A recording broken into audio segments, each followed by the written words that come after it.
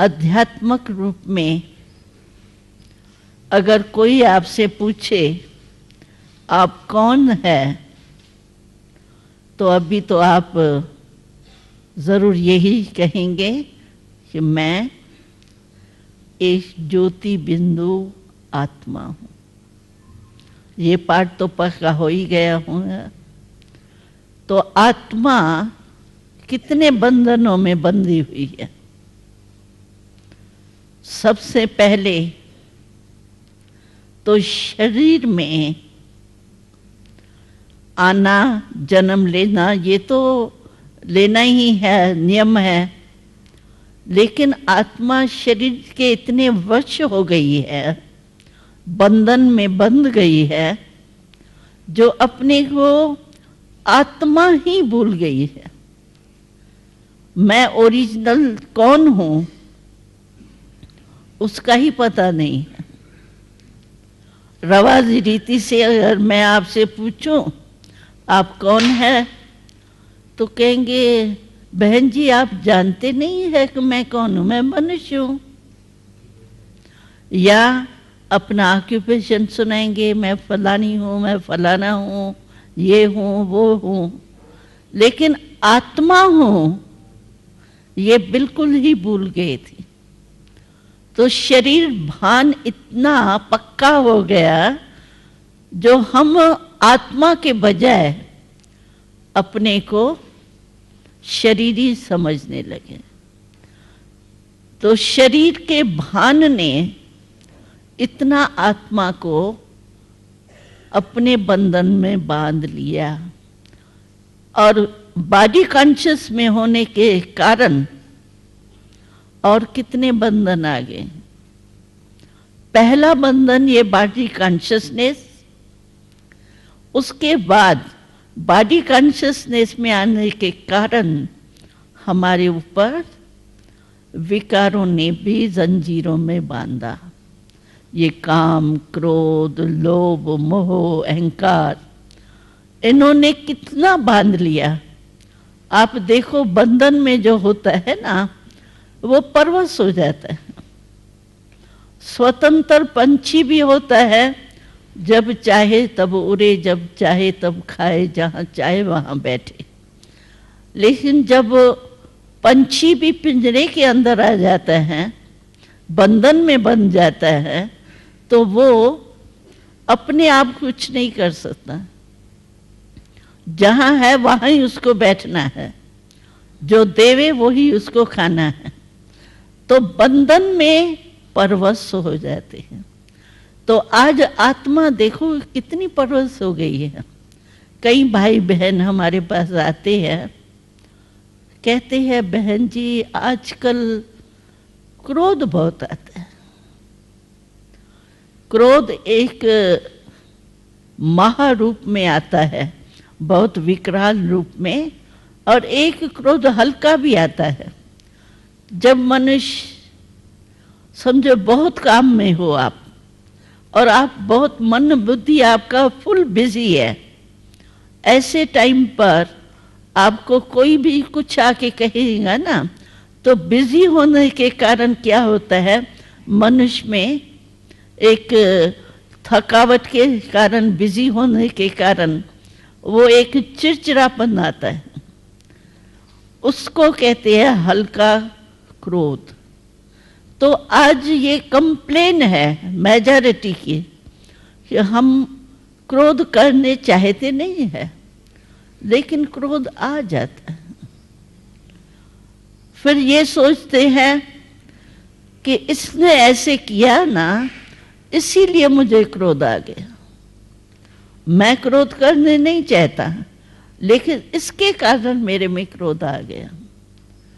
तो ये क्रोध है क्या? बुरी चीज है ना, अच्छी चीज तो नहीं है। लेकिन क्रोध ने आज हर मनुष्य को अपने वश में कर लिया है।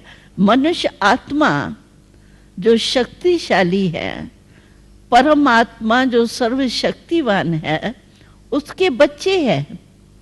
लेकिन इतना निर्बल बना दिया है क्रोध के जंजीर ने, बंधन ने, जो न चाहते हुए भी क्रोध कर बैठते हैं। और क्रोध एक अग्नि है। आप देखेंगे जिस समय मनुष्य में क्रोध आता है उस समय फेस का रंग क्या हो जाता है, बिल्कुल आग माफिक लाल लाल हो जाती है, आंखें, फेस। और गरम, जैसे आग गरम होती है ना, वैसे मनुष्य भी अंदर गर्मी महसूस करता है। और हमें जब क्रोध ज्यादा कोई करता है तो कहते हैं पंखा चलाओ, हवा हवा चाहिए। और फिर कहते हैं पानी दो इसको, पानी पिलाओ, पानी पिलाओ। तो क्रोध न चाहते भी क्यों आता है? क्योंकि मनुष्य क्रोध के वश हो गया है। तो आत्मा इन 5 विकारों के बंधन में आकर जो ओरिजिनल आत्मा फ्रीडम है, वो फ्रीडम की फीलिंग ही नहीं आती। तो क्रोध ऐसे ही लोभ, लोभ में क्या इच्छाएं उत्पन्न होती है। और इच्छा ऐसी चीज है, आप लोगों को अनुभव भी होगा, एक इच्छा को आप पूर्ण करो, पहले 10 इच्छाएं और उत्पन्न होती है। इच्छा पूर्ण कभी नहीं होती है। मानो आज के समय में कोई भी चीज का नया मॉडल निकलेगा ना, तो कोई नया मॉडल खरीद करता है, उसको देख के दूसरे को इच्छा होती है हमारे को भी ये होना चाहिए। और धन की शक्ति नहीं है, लेकिन होना चाहिए, ये इच्छा उत्पन्न होती है। और इच्छा के कारण आप देखो दुख और अशांति की कितनी फीलिंग आती है। जब भी उस मॉडल को देखेंगे, उस चीज को देखेंगे, किसके पास अपने अंदर वो फीलिंग आती है दुख की, अशांति की। मेरा ऐसा भाग्य ही नहीं है, इसका भाग्य है, मैं तो भाग्यहीन हूँ, मैं तो ऐसे हूँ, हम तो गरीब है, हम तो ये है। एकदम परवश जैसे मनुष्य होता है, दिल शिकस्त हो जाता है, ऐसे दिल शिकस्त हो जाते हैं। ऐसे हर एक विकार बहुत धोखा देता है। मोह देखो, मोह में मनुष्य क्या हो जाता है, पता ही नहीं पड़ता है कि मैं क्या हूं और क्या नहीं हूं, इतना परवश हो जाता है। तो आत्मा के मुख्य पहला बंधन जो है वो है बॉडी कॉन्शियसनेस का। और बॉडी कॉन्शियसनेस होने के कारण एक तो विकारों का बंधन, और दूसरा फिर क्या है कि आत्मा जो शक्तिशाली निर्बल हो जाती है ना, तो आत्मा अपने मन की जो मालिक है वो मन के गुलाम हो जाती है। मन जहां चाहे वहां मनुष्य चल रहा है। जैसे आपने देखा है हार्स होता है, अगर मालिक के हाथ में लगाम है तो वो ठीक है, मनोरंजन है, घुमाएंगे, घूमेंगे, करेंगे। और जो अगर लगाम छूट गया तो जहां वो चाहे वहां ले जाएगा, लगाम छूटा और एक्सीडेंट होगा। ऐसे मन जो है, मन को भी कहते हैं ये हार्स के समान है, घोड़े के समान है। लेकिन अपनी स्मृति जो है, मैं आत्मा मालिक हूं, मन बुद्धि ये कर्म इंद्रियां सबकी मैं मालिक हूं, वो मालिकपन भूल जाता है। और मालिकपन भूलने के कारण मन के ये जो नेगेटिव थॉट्स, बुरे संकल्प जो चलते हैं, उनके वश हो जाते हैं। कहते हैं मन को कंट्रोल करने चाहते हैं, लेकिन होता नहीं है। क्यों नहीं होता है? मन का मालिक कौन? क्या मन मालिक है या आत्मा मालिक है? लेकिन आत्मा अपने को भूल गई, मालिकपन भूल जाता है, तो मालिक गुलाम हो जाता है, और गुलाम मन जो है वो मालिक बन जाता है। जहां मन चाहे वहां चल पड़ते हैं।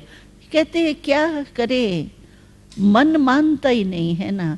मन परमात्मा में लगाने चाहते हैं, लेकिन मन परमात्मा की तरफ नहीं लगता है।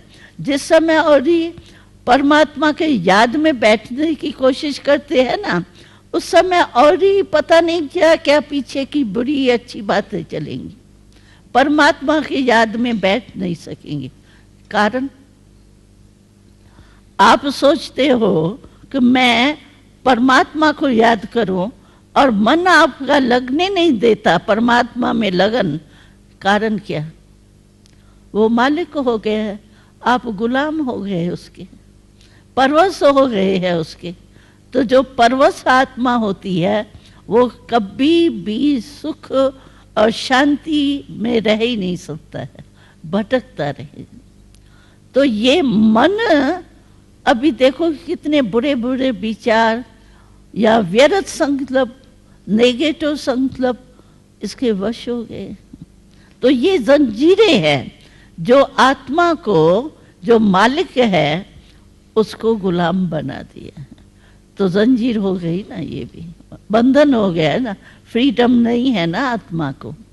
इसीलिए यहाँ शिव बाबा हमको सुनाते हैं कि आप आत्मा अपने को पहले ये समझो कि मैं मालिक हूं, मैंने शरीर धारण किया है, लेकिन शरीर जो है वो रचता नहीं है, ये हमारी रचना है शरीर, और मैं आत्मा रचता हूँ, मालिक हूँ। और ये कर्म इंद्रियां जो है ये हमारी सहयोगी है। इस बात को समझने से फ्रीडम हो जाती है, यानी आत्मा जो बंधनों में बंध गई है वो फ्री हो जाती है। और जब आत्मा फ्री हो जाती है बंधन से, तो आप देखो जो जंजीर में बंधा हुआ मनुष्य होगा और उसको आप जंजीर से फ्री कर दो तो वो अपने को कितना हल्का महसूस करेंगे। जंजीरें या बंधन वो भी एक बोझ होता है ना, और जब आत्मा इस बंधनों से मुक्त हो जाती है, जरा भी न मन के संकल्पों का बंधन, न विकारों का बंधन, और न प्रकृति की चीजों के आकर्षण का बंधन। ये क्या है? नई कार चाहिए, नया बंगला चाहिए, खाने के लिए ये चाहिए, ये प्रकृति की चीजें हैं। यानी प्रकृति आत्मा को अपने वश में कर देती है, ये साधन अपने तरफ आकर्षित कर देती है। तो ये भी प्रकृति का बंधन, मन के संकल्पों का बंधन, और फिर 5 विकारों का बंधन। कितने बंधन हो गए? और इतने बंधनों में बंधी हुई आत्मा, आप बताओ लाइट कैसे हो सकती है? और जब तक लाइट नहीं होगा, आजकल तो देखो शरीर में भी अगर वेट बढ़ती है तो सभी कहते हैं कि इस वेट को कम करो। क्यों? वेट वाला मनुष्य जो है वो भारी होता है, और भारी मनुष्य जो चाहे हल्के होके जो काम करना चाहे वो नहीं कर सकता। तो ये आत्मा के ऊपर भी वेट है, बोझ है। वेट कम करना तो लाइट हो जाएंगे। इसी रीति से उसकी विधि क्या है? बस आत्मा को शक्ति चाहिए। निर्बल हो गई है ना, हमने सुनाया ना आपको, क्रोध करने नहीं चाहते हैं, और जिस समय क्रोध करके पूरा होता है ना, उस समय अपने आप से प्रॉमिस करते हैं आगे से क्रोध नहीं करूंगा, क्योंकि अपने को भी जलाते हैं। क्रोध मनुष्य को अपने आप भी जलाते हैं और दूसरे को भी दुख देते। इसीलिए चाहते हैं हम दूसरे वाली नहीं करेंगे, फिर जब कोई ऐसा मौका आता है ना तो बंद जाते हैं।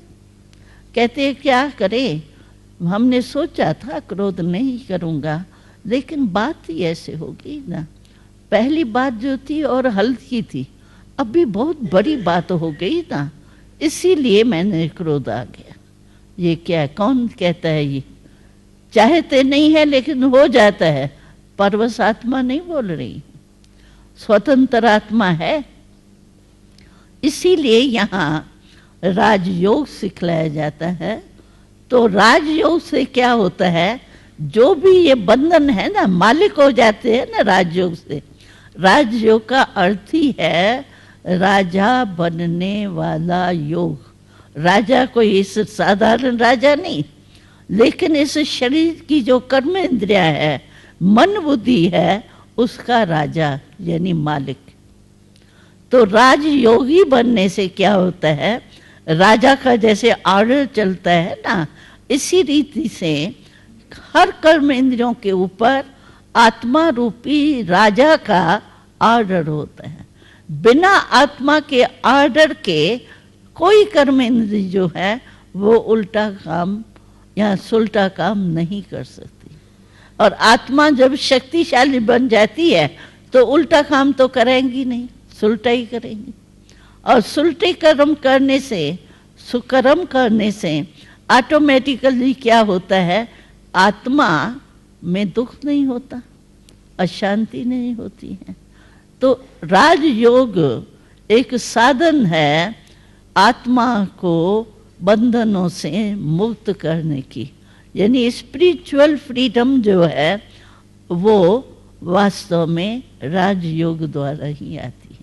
आप सभी ने अनुभव किया होगा यहाँ आने के बाद, जब आत्मा का पाठ पक्का किया होगा तो जरूर आपको हल्कापन लगेगा, क्योंकि बोझ उतर गया ना। व्यर्थ संकल्पों का बोझ देखो कितना होता है। आप अच्छे संकल्प करो, उसमें आपके ब्रेन में बोझ नहीं लगेगा। लेकिन उल्टे सुलटे संकल्प, क्यों हुआ, क्या हुआ, कैसे हुआ, कब हुआ, ये जो भी वेस्ट थॉट्स है, उसमें देखो आपका ब्रेन बोझ वाला हो जाएगा। इन्हें आत्मा के ऊपर बोझ पर चढ़ जाता है। और आत्मा जब राजयोग से हल्की हो जाती है तो फ्री हो जाती है, हल्की, कोई बोझ नहीं होता है। जो पिछले जन्मों का भी हिसाब किताब का बोझ होता है वो भी योग माना शक्ति, तो शक्ति से सब खत्म हो जाता है। योग माना कहते हैं परमात्मा से आत्मा की लगन, और लगन को हमेशा अग्नि कहा जाता है। तो कोई भी चीज समझो, लोहा भी होता है, लोहा कितना सख्त होता है, लेकिन जब अग्नि में डालेंगे आप लोहे को तो पिघल जाता है।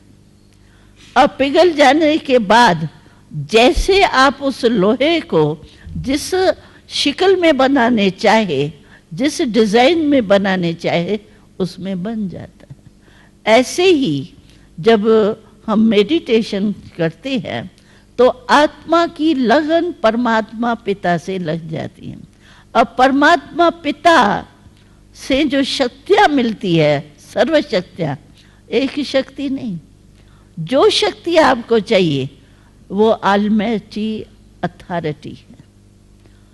जब उनसे हमारा कनेक्शन जुट गया, जैसे तार है, तार का कनेक्शन अगर जो स्विच है उससे लग गया तो उसमें आएंगी ना, करंट आएंगी ना। इसी रीति से जब हमारा मन बुद्धि परमात्मा से लग जाता है तो उसमें जो शक्तियां हैं वो हमारे में आ जाती है। जैसे इंजेक्शन देखा है ना, इंजेक्शन लगाते हैं तो इंजेक्शन सुई जो होती है वो जब इंजेक्शन के शीशी में डालते हैं तो खींच कर के सुई उसको, जो शीशी में दवाई होती है उसको खींच लेती है ना।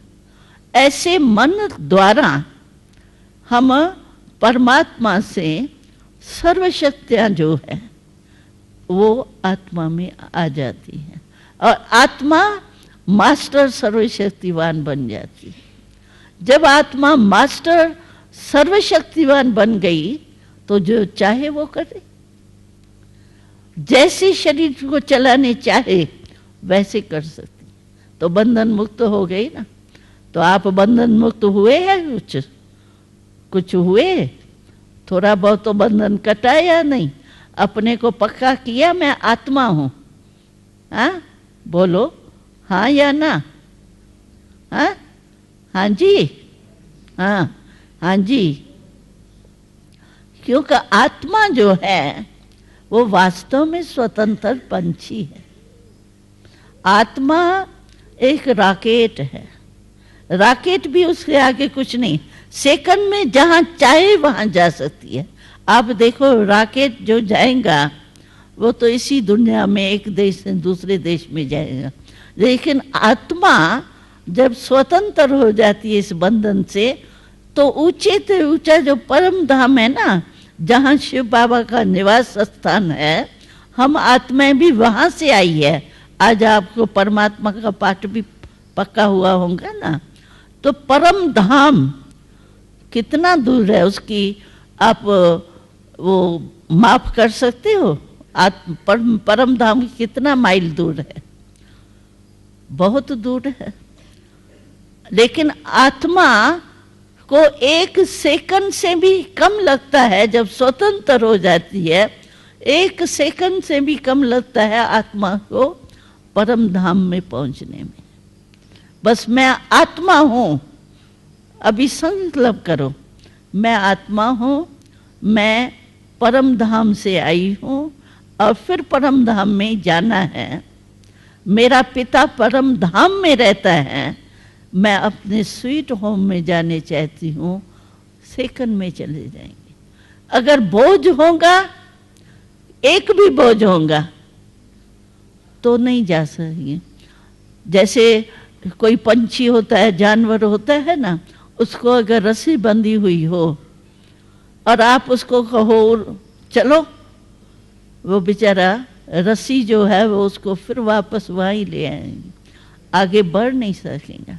इसी रीति से आत्मा अगर बंधनों में है, फ्रीडम नहीं है आत्मा को, तो कितना भी चाहे आप कोशिश करो, 1 घंटा बैठ के आपको नहीं मैं आत्मा हूँ, मैं शरीर नहीं, मैं आत्मा हूँ, मैं आत्मा हूँ, आत्मा उड़ ही नहीं सकती, आत्मा ऊपर जा ही नहीं सकती। बोझ वाली चीज कभी आप देखो ऊपर उड़ सकती है?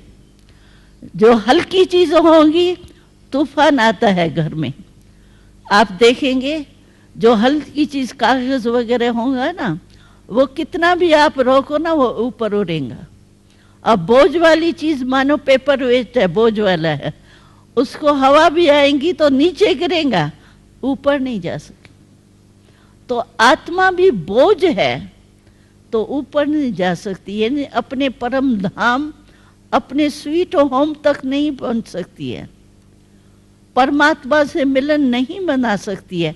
लेकिन जब हल्की हो जाती है आत्मा योग द्वारा, परमात्मा की शक्तियों द्वारा निर्बल से बलवान हो जाती है, तो बलवान के आगे कोई भी बात हो वो कुछ भी नहीं होता है। वो तो पहाड़ भी, हमको शिव बाबा सुनाते हैं कि आत्मा में शक्ति आने से जो पहाड़ है ना, वो भी जैसे एकदम छोटी सी बिंदी रुई के माफिक हो जाता है। इतना फर्क आता है। आत्मा जब योग युक्त होती है तो इतनी आत्मा में शक्ति है, लेकिन मर्ज हो गई है, वो इमर्ज हो जाती है। आप सेकंड में जहां चाहो वहां पहुंच सकते हो। अपने पिता से मिलने, आत्मा परमात्मा से मिलने के लिए 1 सेकंड में क्या आप ऐसे अनुभव करेंगे जैसे आत्मा परमात्मा के साथ कंबाइंड हो गई। अलग कोई कर ही नहीं सकता है। चाहे आप काम काज करो, कुछ भी करो, लेकिन कर्म योगी होके कर्म करें।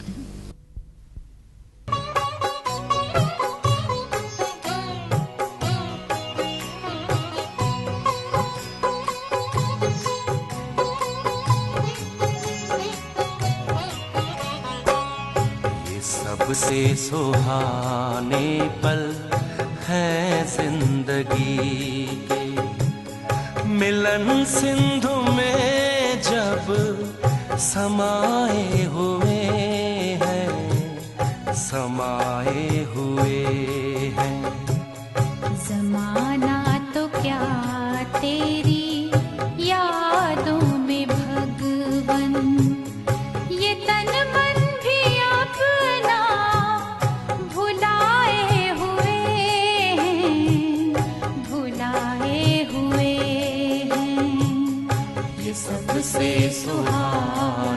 पल है जिंदगी के।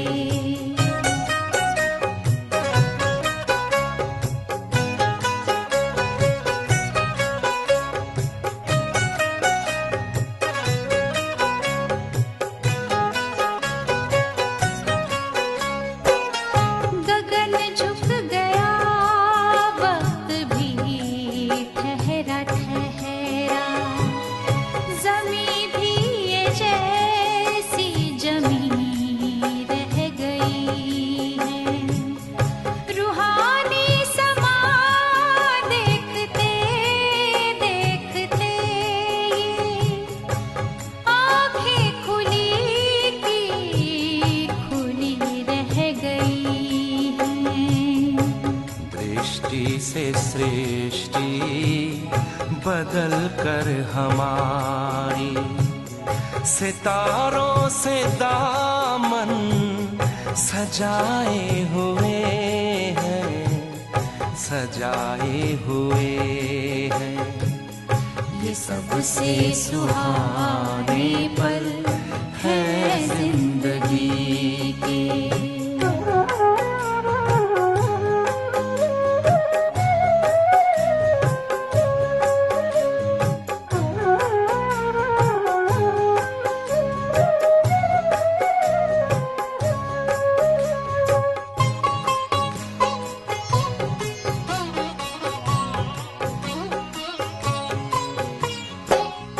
घड़िए बड़ी 100 बरस की उम्र से, होते निहाल तेरी जब नजर से।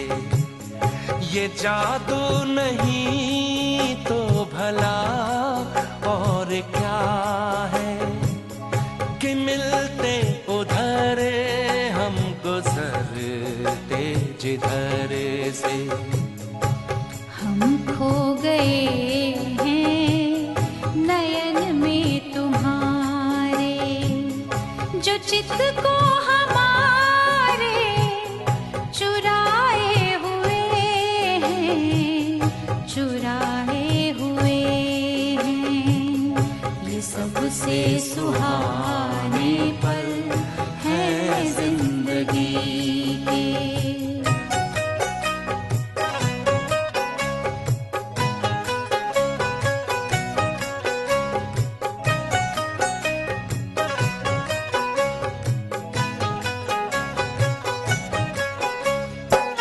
सितारों से आगे ये कैसा जहां है, बहुत दूर तक रोशनी रोशनी है। ये परियों की नगरी, फरिश्तों की दुनिया, अनोखी यहाँ चांदनी चांदनी है। कभी कानों में गूंजती है मुरलिया, कभी सामने जैसे आए हुए हैं, आए हुए हैं। ये सबसे सुहाने पल है जिंदगी के। मिलन सिंधु में जब समाए हुए हैं, समाए हुए हैं। समाना तो क्या तेरी यादों में भगवन, ये तन मन भी अपना भुलाए हुए हैं, भुलाए हुए हैं। ये सबसे सुहाने पल है जिंदगी के।